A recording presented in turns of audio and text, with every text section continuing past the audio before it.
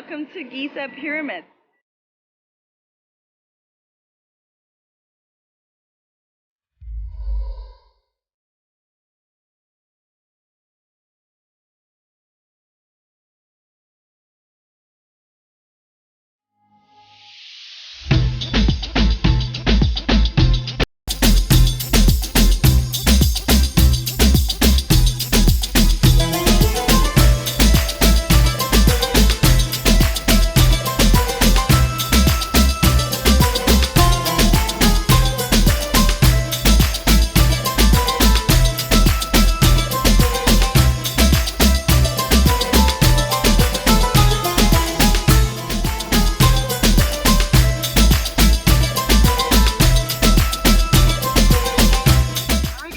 Day 2, we are going to Alexandria and we have a 2-hour drive.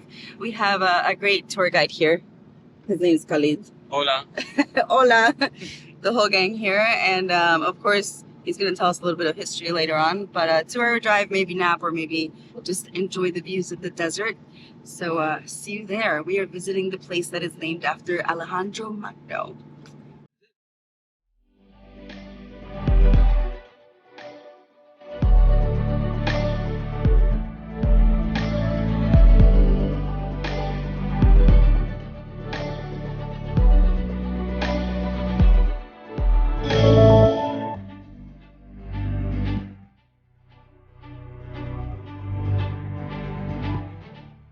About an hour, we're making a little stop at this beautiful little place. I'm actually amazed at how different Egypt is on this side. We only had one vision, which was in front of the pyramids, but coming towards Alexandria, it's looking a lot better. It kind of reminds me a little bit like Miami, more buildings, just a little nicer, but you have a little bit of everything. So this is our stop.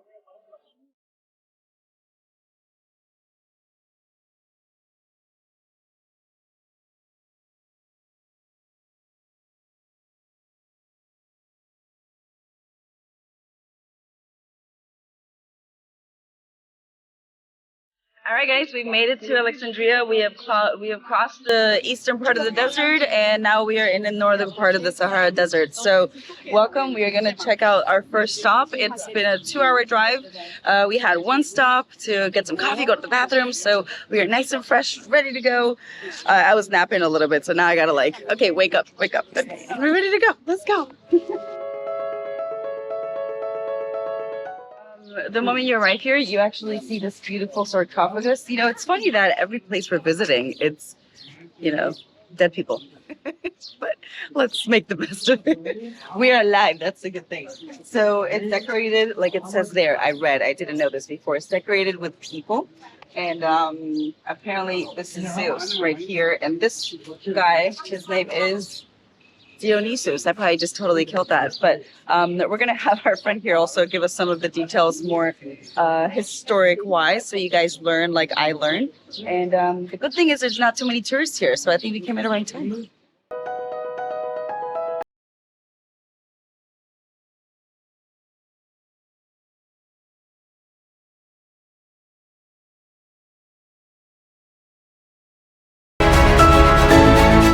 We're going to see a little bit of mix of Greek, Roman, and Pharaonic. The cool thing is that it's Friday, so if you guys did want to visit, Friday apparently is recommended because it's the weekend and there's not many people out in these areas. Yeah, literally. You have baby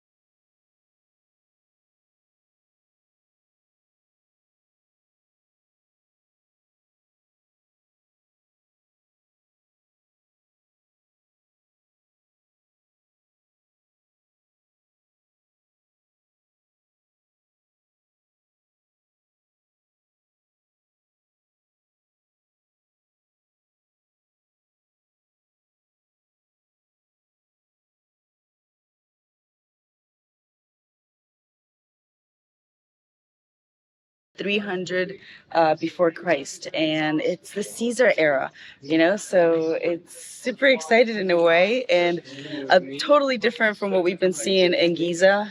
So this is a little bit overwhelming, if you ask me, to think that we're standing next to precious items. What I still am dabbling my mind about is, why are we moving tombs? Come along. Okay, so apparently we are walking around a Greek graveyard. That's what we're walking around. We're being told that the way that they found this was by mistake, that there was a donkey that was walking, and the donkey got his foot stuck on a hole, and when they started digging, they found all of this that you're gonna see here. We're gonna go deeper in. So according to our guide, he's telling me that the way that they used to bury the dead is like a big cave. You were going to see this in the catacombs, and one under the other. And when they saw the Egyptians do this style, they decided, okay, we're going to try it. But for them, it's more expensive and it takes more time. So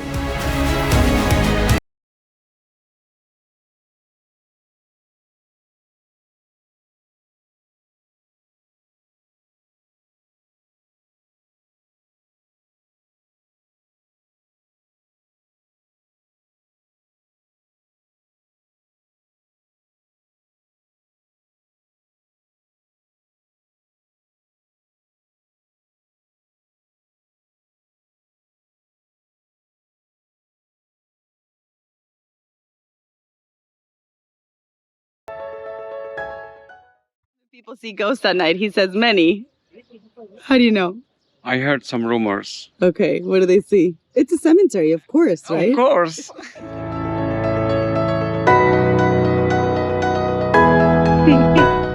He said the elevator's broken, so we're gonna take the stairs.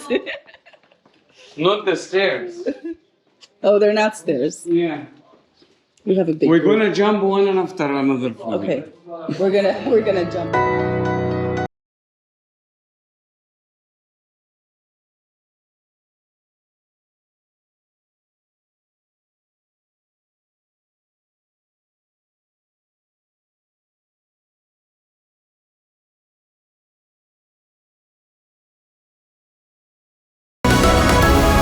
Very here in this place, like Yeah, thousands. a bunch. Yeah. Thousands. So thousands of bodies. Oh God, this. Oops. Don't slip, you guys. Oh, this is probably for a child or a kid, right? Or were they really short?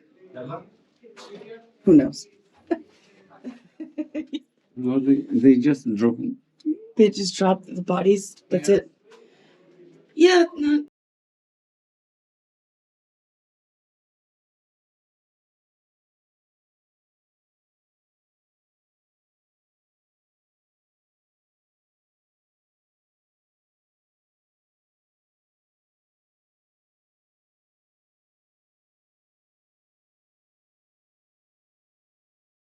You know, I I came to Egypt for the energy, right?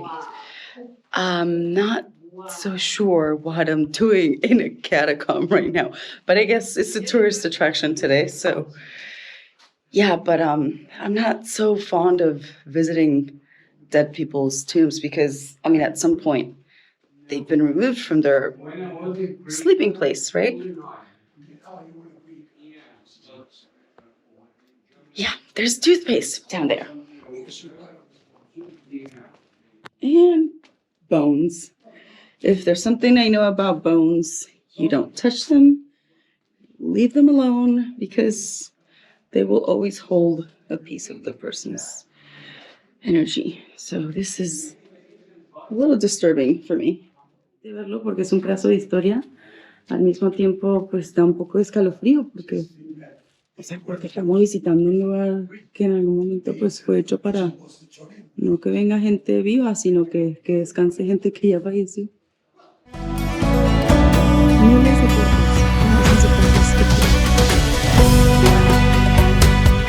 I feel almost disrespectful laughing in a tomb, great, but he's just crying.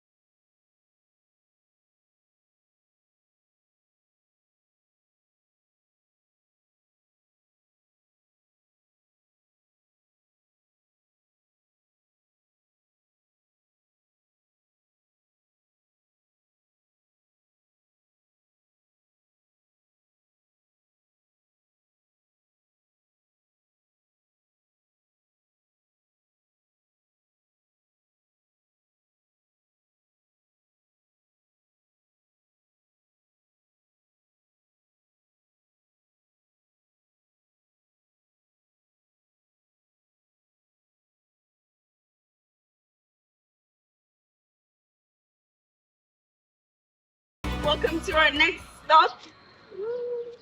We are in another piece of history. Yes, sir. And we have Marcelo Palermo back with us. Of course, because he's with us in the trip. So he's going to tell us a little bit of history. Now, you can hear the mosque, right? We're in Ramadan. So this is the time for their prayer. So, take it away. And as you see, the stars that we have in this old metropolis, which is fantastic. It's something absolutely astonishing and amazing to know that over 2,000 years ago, there was a different culture. There was different people living here and, of course, thriving here as well. So, And granite. Granite, exactly. Did you know any of the symbols on the granite or no? Well, this actually, and I'm not going to be wrong in this one, the kind of the sign, of course, is a lion. We're missing the nose and the jaw, but this was a sign of strength for the old Greeks, you know, from the ancient Greeks. And you can tell that it's a different lion than the ones that you see, for example, in the ancient Egyptian culture. You can tell the mix in between humans and animals, the hybrid. And that's a fantastic piece of art, of course. We keep seeing humans and hybrids, you know, and then you have the conspiracy theorists, right? Oh, yeah, absolutely. Like, then they might be aliens. They may be aliens. Never know.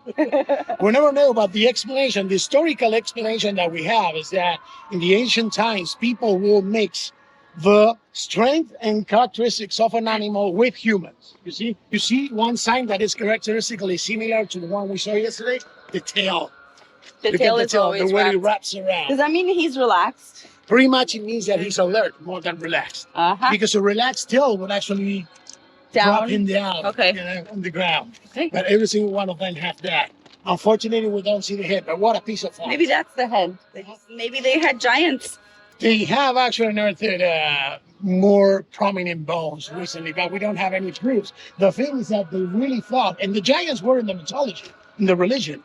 Mythological gods were meant to be giant, even the Egyptian gods. So Zeus. that is an amazing thing. Zeus, all of the gods of the Olympus, but also Horus, and all of the gods of Horus and all these other the gods of the ancient Egyptian times, they were supposed to be giants too. So that's a good point. Okay, let's As we continue. do the prayers for Ramadan.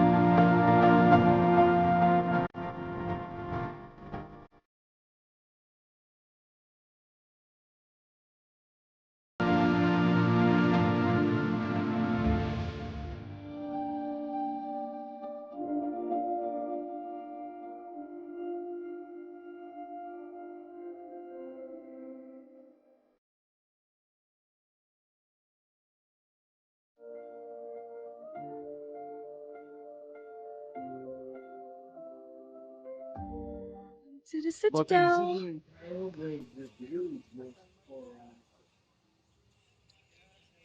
This is quite some extraordinary architecture, I must say. And it's very well maintained. Very important piece of history right here.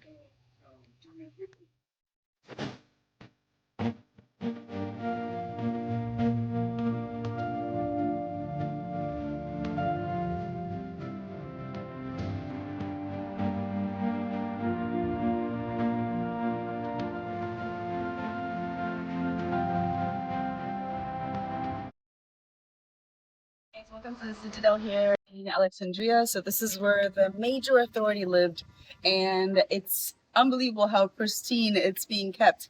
Unfortunately, it was destroyed. The outside was destroyed in 1882. So they did the best in keeping everything else reconstructed. So come with me and let's take a tour.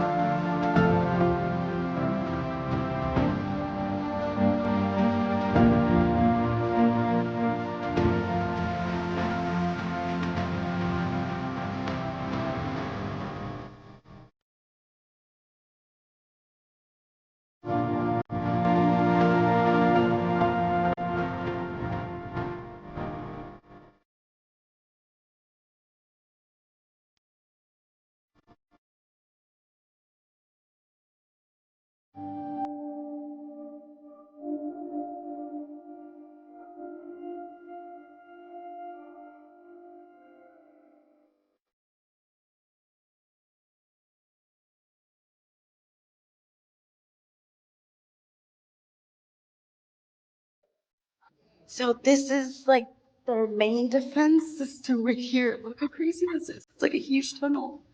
Oh, I'm glad we're out of this.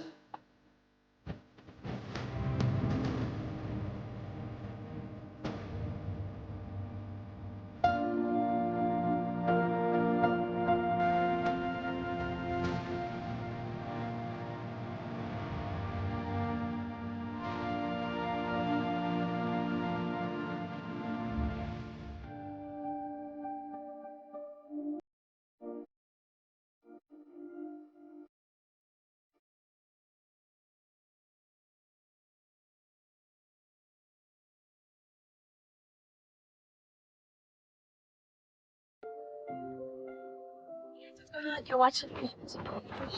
Are bringing you to a piece of history, the most important place in Alexandria, and this is where the sheik lived. So, in the 14th century, it is filled with canyons everywhere, and you can actually see the Mediterranean Sea right this way. It's unbelievable that they're keeping it so pristine. Definitely, if you like history, this is a place that I recommend. So, thank you for watching Miami TV, and I'm going to give you a little bit of a nice panoramic view.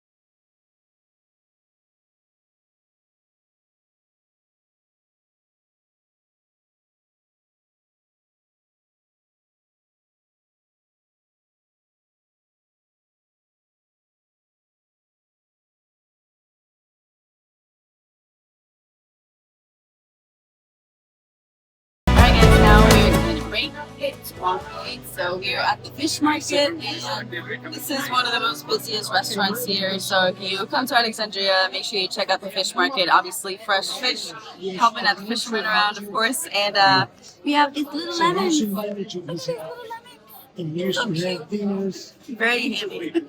So let's eat. Hummus, of course, makes people happy.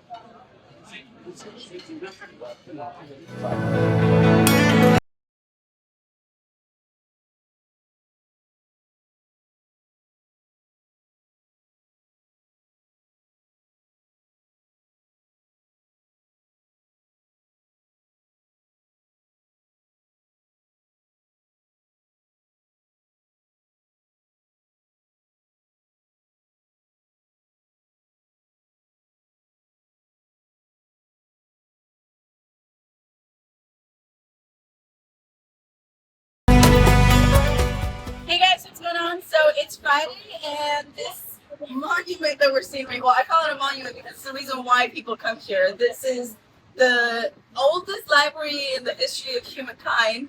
Unfortunately, it's closed today, but they've allowed us to kind of just come in and take some pictures. Check this out. I have no idea what this is, but it's beautiful.